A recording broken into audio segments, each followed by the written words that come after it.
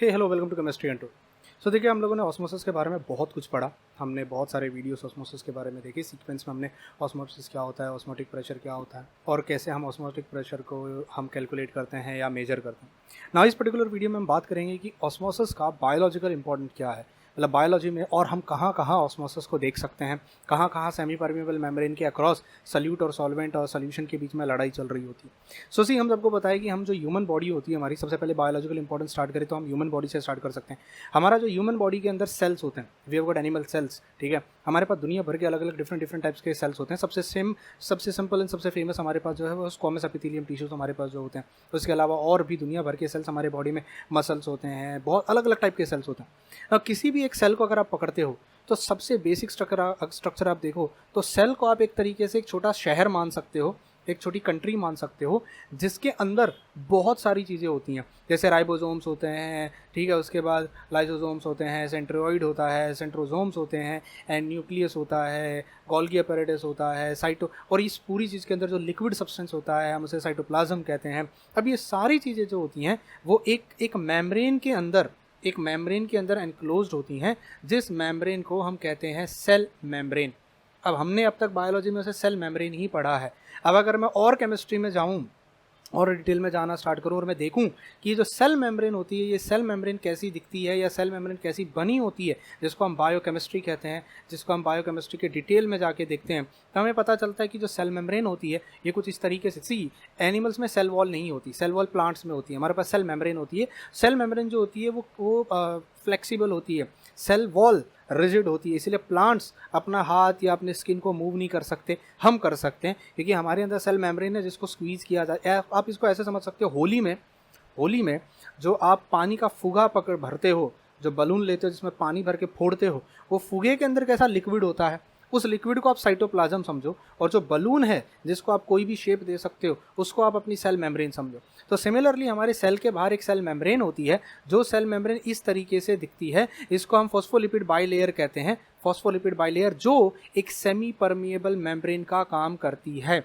अंदर इसके सारा साइटोप्लाज्म होगा, बाहर इसके ये जो पूरी लेयर है, इसके बाहर ब्लड, वाटर या जो भी आप अपनी जो एक्स्ट्रा सेलुलर चीज़ स्पेस होती है उसे हम कहते हैं, मतलब सेल के बाहर की स्पेस, तो उसे हम एक्स्ट्रा सेलुलर स्पेस कहते हैं, और अंदर की जगह को हम इंट्रा सेलुलर स्पेस कहते हैं। मतलब आपका मेम्ब्रेन जो आप देखते हो नॉर्मली वो इतनी कॉम्प्लिकेटेड होती है। यहाँ पर भी केमिस्ट्री आ जाती है। अगर मैं इसमें और डिटेल में जाऊँ तो आपको इसका स्ट्रक्चर भी देखने मिल जाएगा, जिसमें हाइड्रोफोबिक और हाइड्रोफिलिक दो हमको स्ट्रक्चर्स देखेंगे। तो जो हाइड्रोफोबिक होता है वो अंदर हो जाता है, हाइड्रोफिलिक जो होता है वो बाहर की तरफ होता है। इस तरीके से फॉस्फेट बायोलिपिड लेयर बनाई हमारे पास होती है ना। हमें इससे भी लेना देना नहीं है, हमें प्रॉब्लम है हमारे सेल के साथ। हमारे सेल के अंदर साइटोप्लाज्म होता है। साइटोप्लाज्म मतलब वहाँ पे बहुत सारी चीज़ें प्रेजेंट होती हैं, और सेल के बाहर हमारे पास हम ब्लड मान लें या हम कहें या हमारे पास वाटर प्रेजेंट होता है, हम इसको पानी मान लेते हैं ज़्यादा।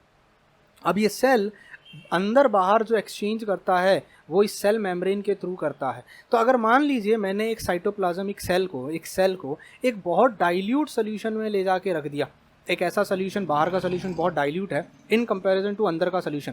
जी देखो, सेल के अंदर भी पानी होता है, सेल के अंदर भी, और अब आप ऐसे इमेजिन कर सकते हो सेल के अंदर की जो बाकी चीज़ें हैं ये सल्यूट का काम कर रही हैं। किसका काम कर रही हैं? सॉल्यूट का। जैसे दुनिया भर की चीज़ें होती हैं सेल के अंदर, वो सल्यूट का काम कर रही हैं, प्लस उसके अंदर पानी भी होता है, लिक्विड कॉम्पोनेंट जो होता है साइटोप्लाज्म में, वो वाटर का सॉल्वेंट का काम कर रहा है। तो अगर आपने अपने सेल को एक ऐसे इन्वायरमेंट में लाके रख दिया है जहाँ पर आपके अंदर वहाँ पे बहुत डाइल्यूट सोल्यूशन है बाहर, और अंदर का सोल्यूशन जो साइटोप्लाज्म है वो उससे ज़्यादा कॉन्सेंट्रेटेड है in comparison to the outer side, extra cellular space जो है वहाँ डाइल्यूट सोल्यूशन है। अब यहाँ होता क्या है, सिंस हमें ऑस्मोसिस का रूल पता है, पानी हमेशा डाइल्यूट से कॉन्सेंट्रेटेड जगह जाता है, यानी जहाँ सल्यूट ज़्यादा है वहाँ जाता है। तो यहाँ का पूरा पानी अंदर जाना स्टार्ट करेगा, और आपका जो ये सेल है, ये सेल फूग कर बड़ा हो जाएगा और इस तरीके से हो जाएगा, और अंदर इसके एक प्रेशर डेवलप हो जाएगा। ये प्रेशर इसलिए डेवलप हो रहा है क्योंकि बाहर का पानी अंदर जा रहा है एंड सेल में स्वेलिंग आनी शुरू हो जाती है। तो when a cell comes in contact with a dilute solution, water enters cell through cell membrane, this causes rupturing of cell. अब अगर अंदर का कॉन्सेंट्रेशन बहुत ज़्यादा है, बाहर का बहुत ज़्यादा डाइल्यूट सोल्यूशन है, तो ये सेल इतना फूक जाएगा कि सेल फट जाता है, जिसे रप्चरिंग ऑफ सेल कहते हैं, जिसका दूसरा नाम होता है हेमोलिसिस। क्या नाम होता है? हेमोलिसिस। ना इसके बाद जो अंदर प्रेशर डेवलप होता है ऑस्मोसिस, क्योंकि यहाँ से वहाँ हो रहा है, बाहर से अंदर ऑस्मोसिस जा रहा है, अंदर का ऑस्मोटिक प्रेशर ज़्यादा अंदर। अब अगर मुझे ऑस्मोसिस को रोकना है तो मुझे अंदर बहुत प्रेशर लगाना पड़ेगा, हमें ऐसे ही पढ़ा ना, अंदर बहुत प्रेशर लगा। अब कैसे लगाऊं मैं प्रेशर अंदर? तो जब पानी अंदर जाने लगता है, पानी अंदर जाना स्टार्ट हो जाता है, तो यहाँ सेल जब स्वेल होने लगता है तो जो अंदर प्रेशर डेवलप होता है सेल फूगने पर, उसे हम टर्गर कहते हैं।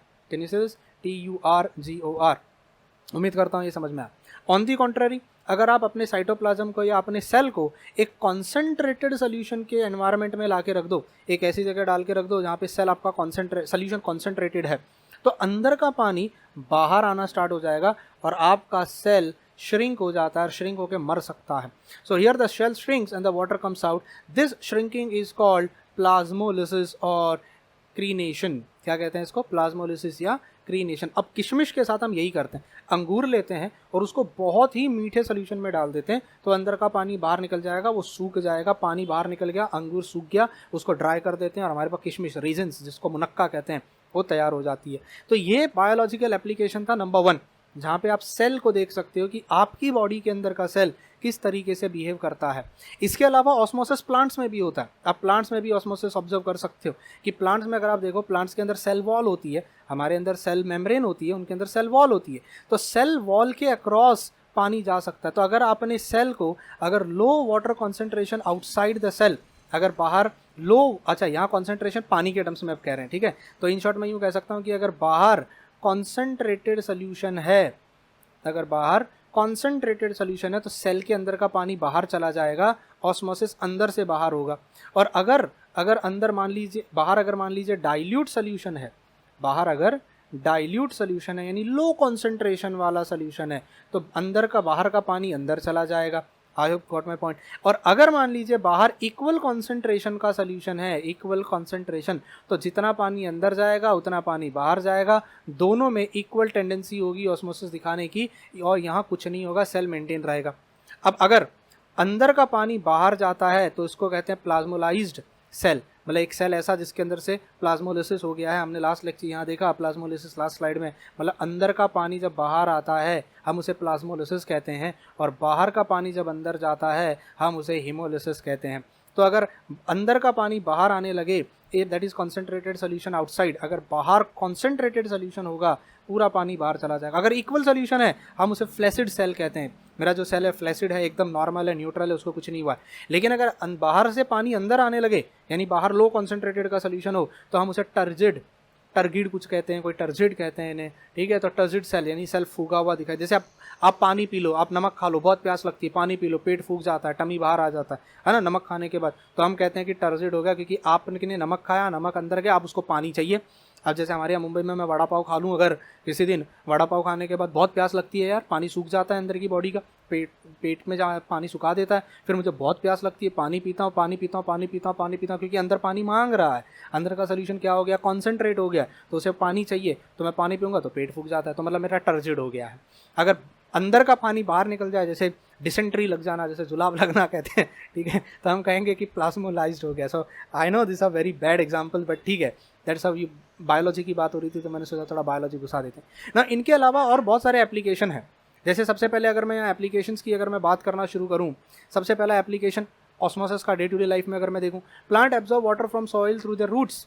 प्लांट रूट्स में से पानी जो एब्जॉर्ब करते हैं, कैसे करते हैं? इतनी बड़ी बड़ी वाटर एब्जॉर्प्शन थ्योरी दी गई है, आप लोगों ने 12th स्टैंडर्ड में पढ़ी होंगी।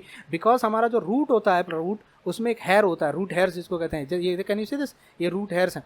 तो रूट हेयर्स के अंदर कॉन्सेंट्रेशन ज़्यादा होता है, शुगर, स्टार्च, सुक्रोज जो भी वहाँ डेवलप होती है, और वहाँ से ऑस्मोसिस के थ्रू पानी अंदर घुसता है, और फिर वो पानी ऑस्मोसिस के थ्रू फिर ऊपर तक, सोचो नारियल के पेड़ में पानी कहाँ तक जाता है, खजूर के पेड़ में पानी कहाँ तक जाता है, सच अ पावरफुल ऑस्मोसिस। और ऑस्मोसिस में तो सिर्फ अंदर आने का काम कर रहा होगा, ऊपर ले जाने का काम कैसे होता है? तो there are water transport theories, बहुत सारी डिफरेंट वाटर ट्रांसपोर्ट थियरीज हैं जो बायोलॉजी में पढ़ाई जाती हैं। So plant absorb water from soil through the roots due to osmosis, due to concentration gap between root hairs and water present in soil. So one of the best example है कि पानी roots कैसे absorb करती हैं। दूसरा, osmosis help in rapid growth of plant and in germination of seed.